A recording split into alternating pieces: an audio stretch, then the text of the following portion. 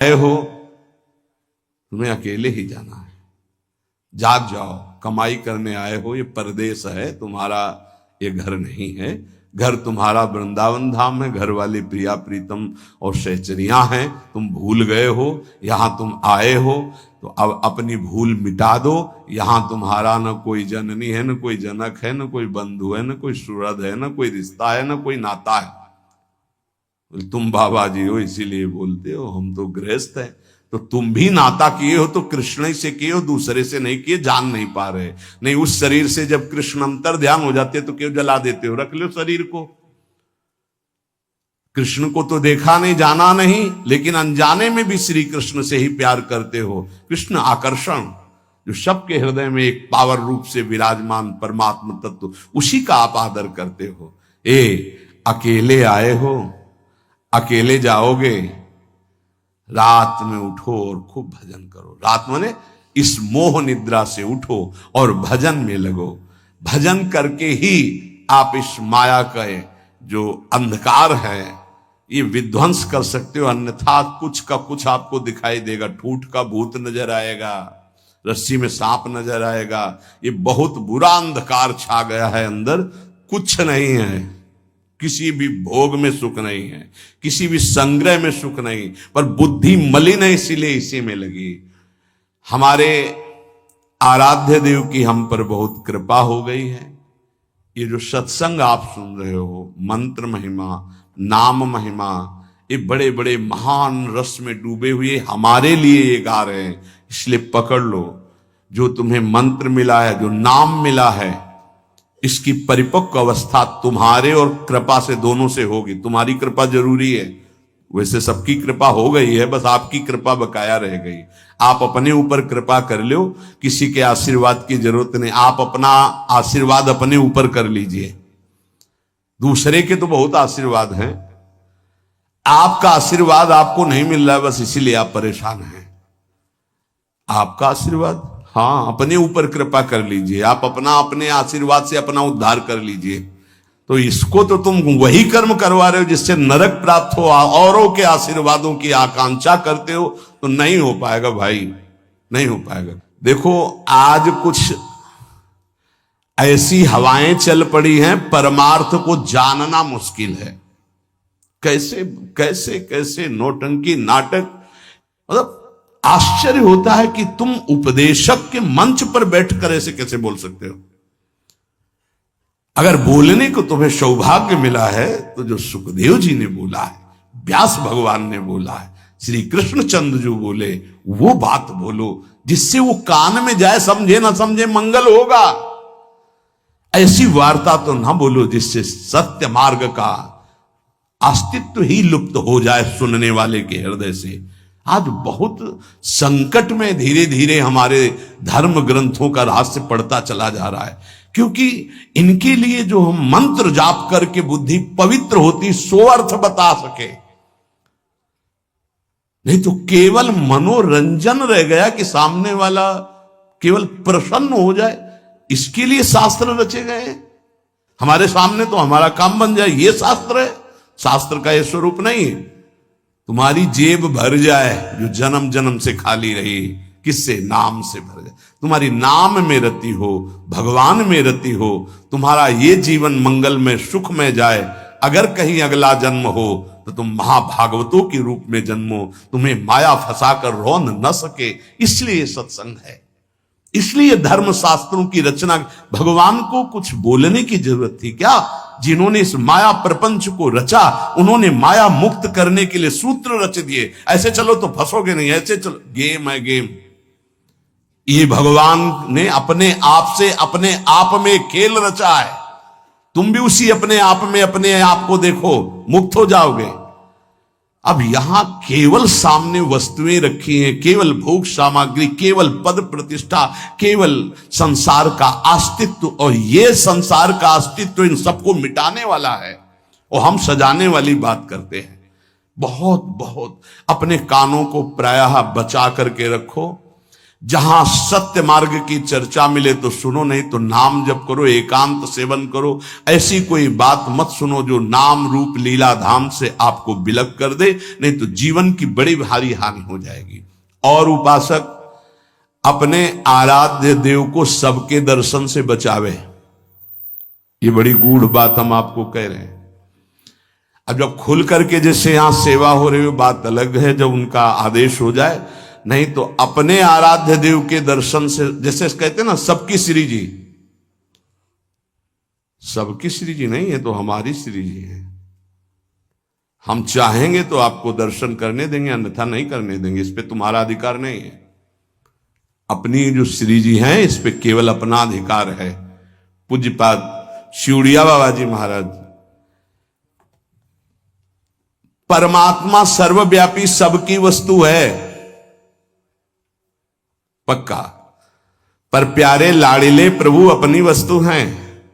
जो हमारी पूजा में विराजमान, हम छूने दें ना छूने दें, पूजा करने दें ना करने दें, दर्शन करने दें ना करने दें, इसमें मेरा पूर्ण अधिकार है। ये सबकी वस्तु नहीं है, ये सिर्फ हमारे हैं। जैसे पृथ्वी पर सबका अधिकार है, लेकिन उस पृथ्वी में हमने मकान बना लिया, अब मेरा अधिकार घुसने दे ना घुसने दे, आने दे अंदर ना आने दे। पृथ्वी पर सबका अधिकार, परमात्मा पर सबका अधिकार है, लेकिन जो हमने प्रभु की सेवा विराजमान की, इस पर सिर्फ मेरा अधिकार है। हम चाहें तो तुम छू लो, हम चाहें तो तुम देख लो, नहीं पर्दा लगा देंगे। ये तुम नहीं कह सकते कि खोलो श्री जी सबकी है, नहीं, सबकी श्री जी ढूंढो जाके, ये हमारी पर्सनल श्री जी है, ये हमारे पर्सनल ठाकुर है। जैसे पृथ्वी सबकी, मकान हमारा, जितने में हमारा मकान बन गया है, इसके अंदर आने दे तो हम आने दे, ना आने दे तो ना आने दे। इसलिए उपासक जब तक भगवदाकार वृत्ति ना हो जाए अपने आराध्य, भगवदाकार वृत्ति की अपने आराध्य देव अपने से बात करने लगे, तब तक अपने आराध्य देव को प्रदर्शन ना बनावे। कोकिल साईं कभी किसी को दर्शन नहीं करने देते थे। जब कोई विशेष प्रेमी महाभागवत तब ले जाते थे, वो ये कहते थे कि हमारे लाडली लाल से कुछ कह मत देना, कुछ कहना नहीं तो हम दर्शन करा देंगे। क्या मतलब? वो मूर्ति समझ रहे हैं, देखो जरा, वो खेल रहे हैं, तुम कुछ बोल दोगे वो तुम्हारी तरफ आकर्षित हो जाएंगे, परस्पर उनके खेल में कुछ बोलोगे नहीं, बस चुपचाप दर्शन कर लो। तो वो महाभागवतों से अन्य का तो प्रवेश ही नहीं था। इसका कुछ रहस्य है। अपने ठाकुर जी को प्रदर्शन न बनाए, अपनी सेवा को प्रदर्शन न बनाए, अपने भजन को प्रदर्शन न बनाए। उपासक यदि व्यवहार में उतार देगा अपनी उपासना को, तो वो फिर सिद्ध नहीं हो पाएगा। जब तक अपने आराध्य देव से बात ना होने पावे, तब तक आराध्य देव गुप्त ही रहने चाहिए। और जब आराध्य देव से बात होने लगे, फिर उनकी इच्छा है कि चलो हम मंगल, तो बात अलग। ये गुरुदेव भगवान को भी देखा, आप वो दर्शन, ऐसे जो नाम सेवा है, घंटों ऐसे, घंटों श्री जी का नाम सेवा ऐसे ले, घंटों ऐसे, क्या उनको दिखाई दे रहा है, बार बार बार बार बार। और ये सब होता बंद करके दरवाजा। कभी सेवा प्रकट, वो तो सेवा में थे इसलिए दर्शन नहीं किसी का। और देखो आज वही प्रगट में सेवा हो रही है, प्रगट में सबको खुला। ये साधक को ये सावधानी है, कुछ गूढ़ राशि, इसलिए महापुरुष जन कह रहे हैं उसमें क्यों में ना करके अपनी भावना को पुष्ट करना चाहिए। और ये ध्यान रहे कि भगवान को भोग पाने की इच्छा नहीं होती, क्योंकि वो नित्य तृप्त पूर्ण काम है। भक्त का भाव भगवान की भूख लगाता है। जैसे भोजन की खुशबू जो है, भूख ना लगी हो तो भी लग जाएगी ना, बढ़िया ऐसे बने हो तो देख के लगे चलो भाई। ऐसे ही भगवान के अंदर भूख पैदा होती भाव से, भक्त का भाव। अगर भाव नहीं है तो पूज्य बाबा कह रहे भगवान नित्य तृप्त पूर्ण काम है, उनमें कभी भूख पैदा नहीं होती। जब सेवा करने वाला देखा है हमने कि 2 रोटी ऐसा से भूख लगा, फिर गरम गरम रोटी घी लगा के दौड़ के जा रहे हैं, एक एक परोसते जा रहे हैं ऐसे। एक साधक छोटे छोटे टुकड़े करके पवाते जा रहे हैं, एक व्यजन कर रहे हैं, पंखा कर रहे हैं, बीच बीच में थोड़ा अनुकूल जल पिलाते, कभी मीठा पवार के भाव, ये नहीं कि थाल ऐसे रख दिए, पर्दा लगा दिया और चले गए ऐसे। और कुछ लोग तो सुबह चिरौरी और गिलास में पानी रख दिया और फिर शाम के हटा दिया। ऐसा तुम्हारे साथ बर्ताव हो किसी रिश्ते नातेदार के यहाँ तो क्या होगा? जिस कमरे में हो उसी चार पाई के समीप आकर के एक टेबल रख दे और एक गिलास पानी, थोड़ी चिरौरी रख दे, पर्दा लगा दे बाहर से, या तो दरवाजे में ताला। अब कैसा लगेगा? आप तो पाव बाल भोग में हलवा और चाय और बिस्कुट और ये वो, और ठाकुर जी के आगे छोटी कटोरी में चिरौरी रख दी, परिणाम क्या होगा? जलते हो। हाँ, अपराध बनेगा, क्योंकि सेवा विराजमान की हो, परिणाम में आपको फिर संकट घेरेंगे, परेशानी आएगी। अगर ठाकुर जी घर में विराजमान की हो तो अपने पर्सनल ठाकुर जी हैं तो वो वैसे हैं जैसे लाडला पुत्र अपना पुत्र। कैसे? अब कोई कोई महानुभाव तो कि अब हम बाहर जा रहे हैं, पड़ोसी को दे दिए, कभी दो पुत्र अपने पड़ोसी को दोगे पुत्र? अगर देने की भी बात आ गई तो हृदय हमारा कहेगा नहीं। वो कैसे प्यार करेगा जैसे हम प्यार करते हैं? हमारे साथ ठाकुर जी जाएंगे या ठाकुर जी की व्यवस्था होके घर में ही कोई एक रहेगा? अब हम कहते हैं साथ रखो, पर ठीक है, फिर उनका सम्मान भी रखो, उनको ऐसे सम्मान से रखो ठाकुर जी को साथ ले जाते हुए जैसे ठाकुर जी को रखा जाता है। सेवा का मतलब है स्वामी अधीन हो जाते हैं, बहुत बड़ी बात है जो सेवा विराजमान करना है। देखा जाता है ठाकुर जी बहुत ऐसे हो गए, ऐसे तो सेवा बताती है कि तुम ठाकुर जी को प्यार नहीं करते, तुम तो ऊपर से बहुत चिकने सब लगाए, ठाकुर जी कैसे, उनका कैसा चेहरा होगा? इसका मतलब सेवा बताती है कि तुम कैसे सेवा कर, इसी सेवा से प्रभु की प्राप्ति हो जाएगी। भावपूर्वक भोग लगाओ तो उनको भूख लग जाएगी, भावपूर्वक आभूषण पहराओ तो तुमसे कहने लगेंगे। कितने भक्तों से ठाकुर जी बात करने लगते हैं जो तन्मय हुए, हमको आज ये इस रंग की पोशाक से, आज हमको ऐसा भोग चाहिए, आज हमको ये पदार्थ चाहिए पे।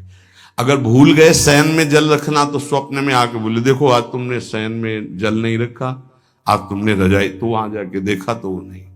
ठाकुर जी बात करने लगते हैं।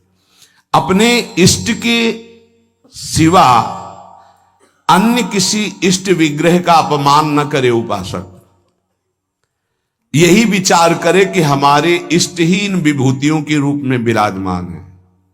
जैसे हम रसिक अनन्य उपासना में हैं, अब हम जा रहे हैं, परिक्रमा लगा रहे, तो केशी घाट में हनुमान जी का अर्चा विग्रह विराजमान, अब आरती हो रही, तो अब ये नहीं है कि हम नहीं, खड़े हो गए, हाथ जोड़े, दो चार आरती, राधा वल्लभ लाल की जय हो मेरे प्रभु, और चल पड़े।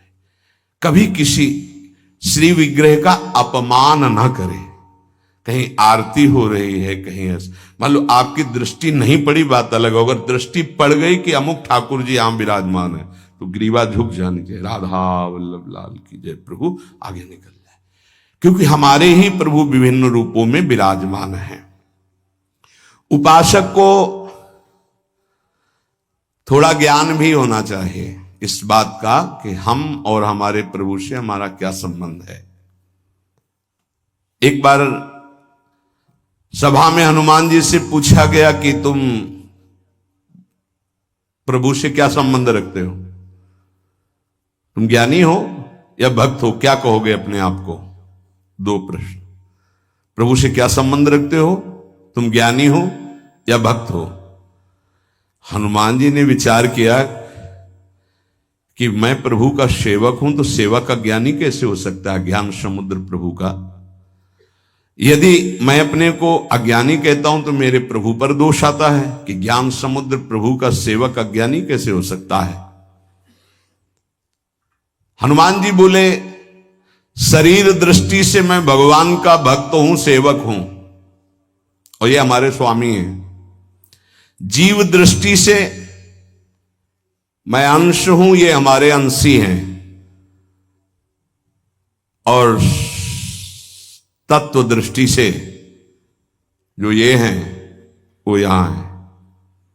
इतना ज्ञान गुरुदेव भगवान आरती ऐसे कर रहे थे, पूछा प्रभु इधर आरती, वो तो समझे में आ रहा था पर श्रीमुख से सुनना, तो उनका जो सिंहासन में विराजमान है वो यहां भी विराजमान। ऐसे जानना कठिन है भाव का विषय।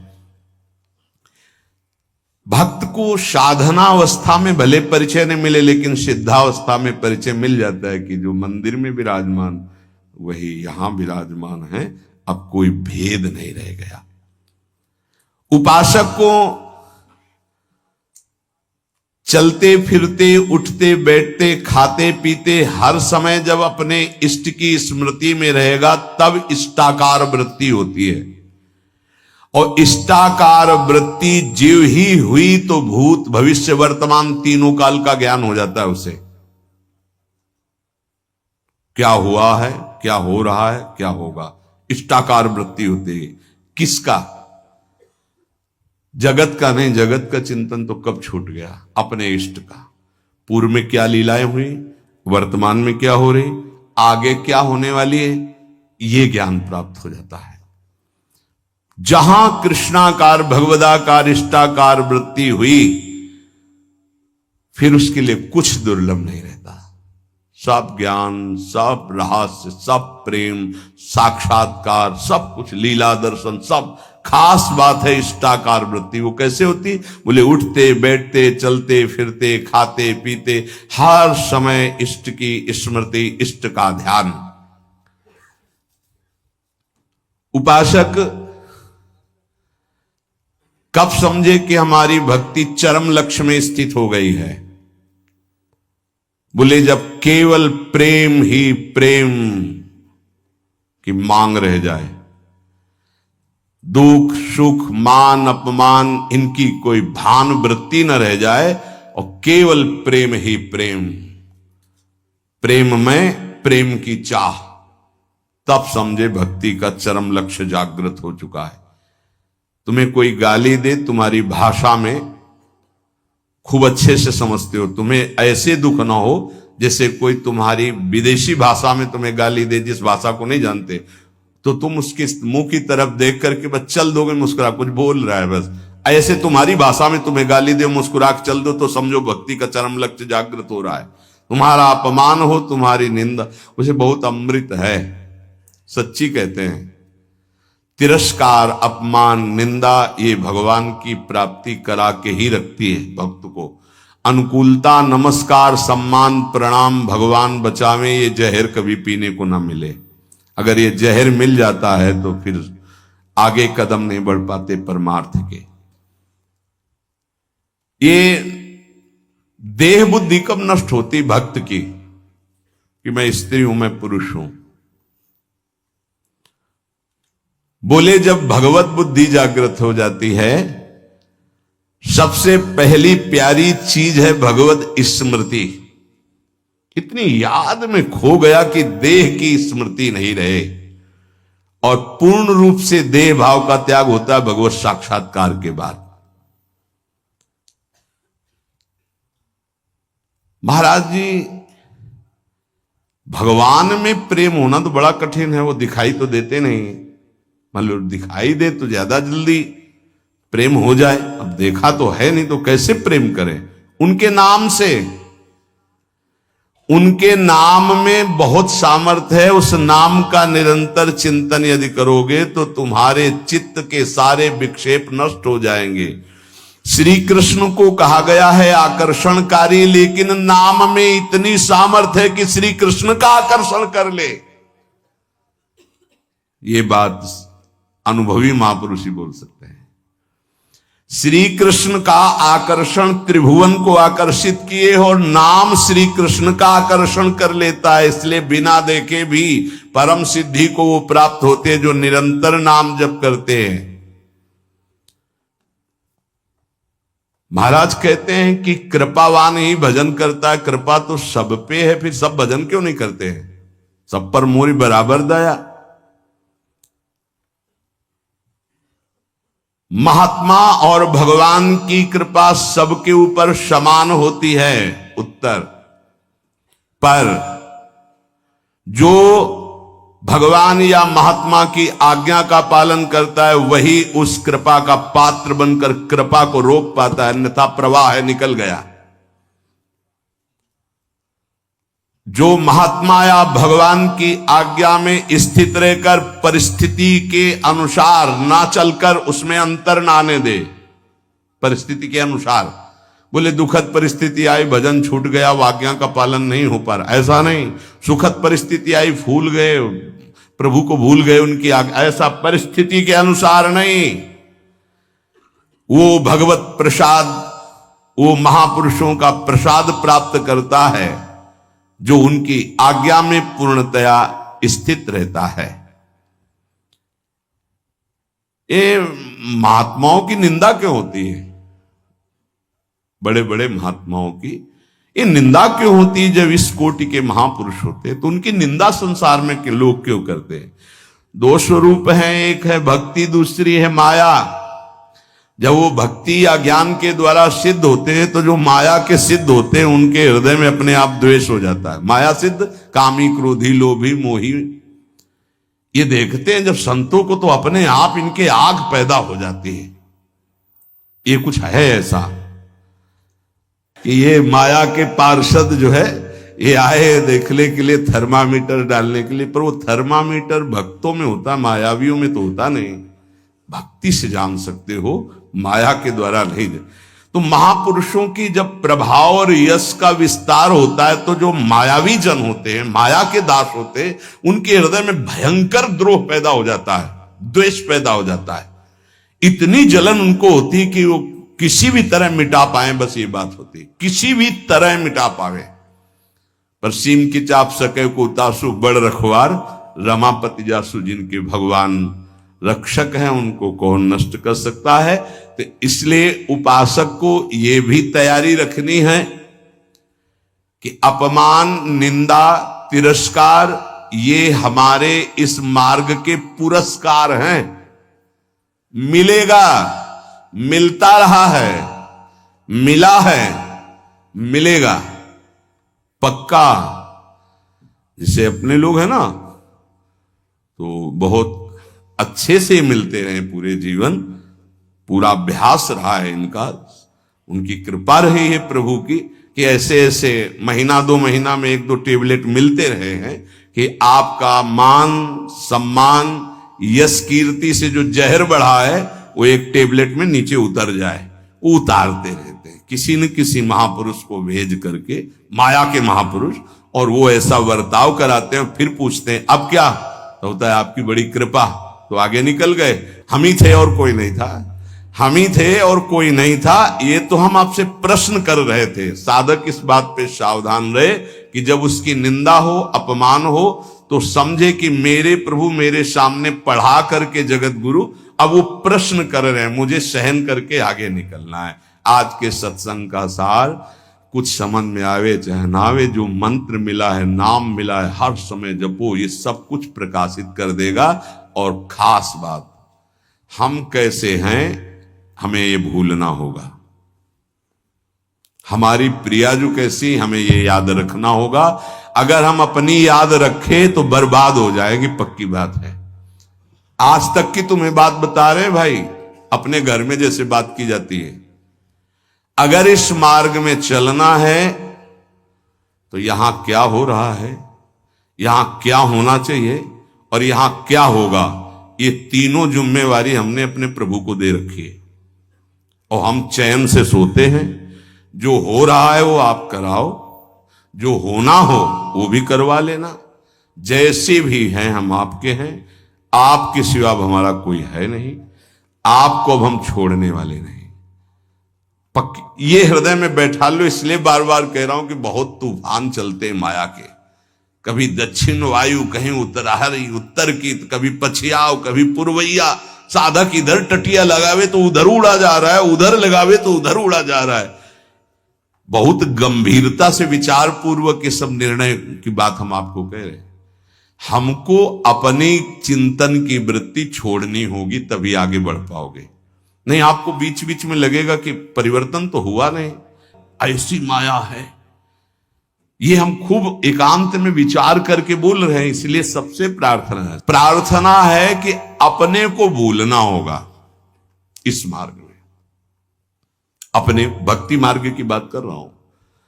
हमारे आराध्य देव का स्वभाव कैसा है, उनका प्रभाव कैसा है, वो कितने करुणा में, ये याद रखना है। और अपने में क्या है ये भूलना पड़ेगा, नहीं तो बार बार आप विक्षेप को प्राप्त होंगे। यहां माया आपको ऐसे विचार देगी, ऐसे आपको दर्शन कराएगी जिससे आराध्य देव का सानिध्य छूट जाए, उनका भरोसा छूट जाए। अब हम जैसे हैं, अगर शरणागति के सत्संग को याद करो आप, तो उसमें यह कहा गया था उपासक जब अपनी चिंता करता है तो शरणागति पे कलंक लगाता है। ठीक है, अब हम क्या कर सकते हैं, हम तो आपकी शरण में हैं। हम जैसे भी हैं, मलिन विचार, अच्छे विचार, आपने हमको वर्ण किया है ना, हम तो आपको वर्ण बाद में किया, पहले आपने हमें वर्ण किया।